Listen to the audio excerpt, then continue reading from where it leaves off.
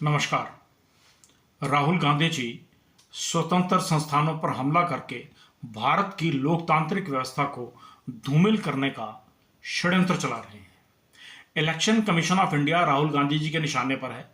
बिहार में म्यांमार के रोहिंग्या, बांग्लादेशी व नेपाली मूल के नागरिकों को वोटर लिस्ट से बाहर करने पर कांग्रेस के नेता प्रश्न खड़े कर रहे हैं कि नागरिकता के विषय पर इलेक्शन कमीशन के अधिकार क्षेत्र में नहीं है, ये तो गृह मंत्रालय का काम है। वहीं 97% हिंदू आबादी वाले राज्य हिमाचल प्रदेश में कांग्रेस क्या कर रही है, ये और भी महत्वपूर्ण है। गत 24 मई पिछले माह 2025 को हिमाचल इलेक्शन कमीशन ने लोकल अर्बन बॉडी नगर निगम और नगर परिषद के चुनावों को लेकर के 8 सूत्रीय अधिसूचना जारी की, जिसकी अर्बन डेवलपमेंट अथॉरिटी ने मजाक बना दिया।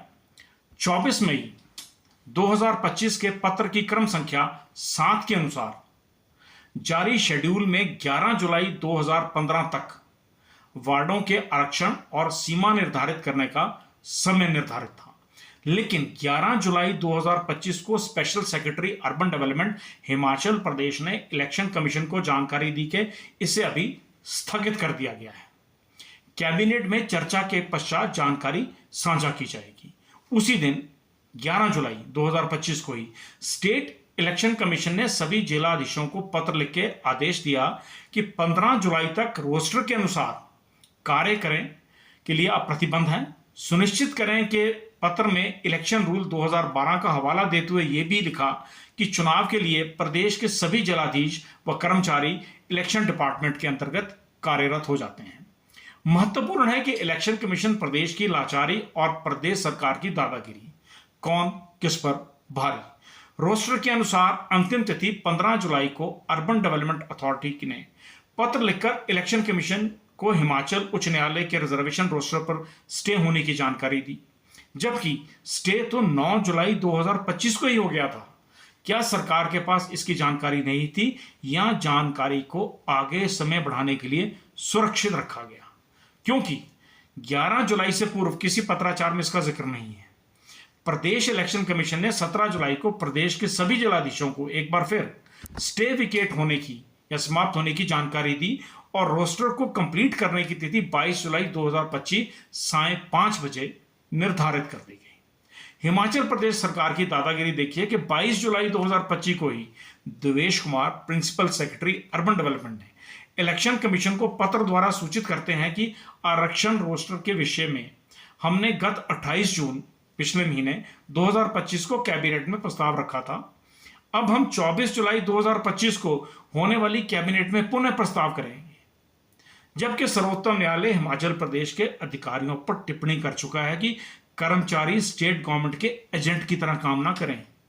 यानी कि urban development authority Himachal Pradesh के इलेक्शन कमीशन के ऊपर हो गई है।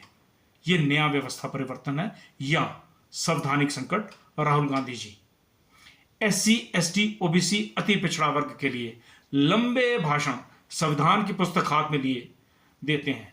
हिमाचल प्रदेश कांग्रेस के मुख्यमंत्री से क्यों नहीं पूछते आखिर वार्डों की डिलिमिटेशन रिजर्वेशन रोस्टर कैबिनेट में किस कानून के तहत डिस्कस हो सकता है?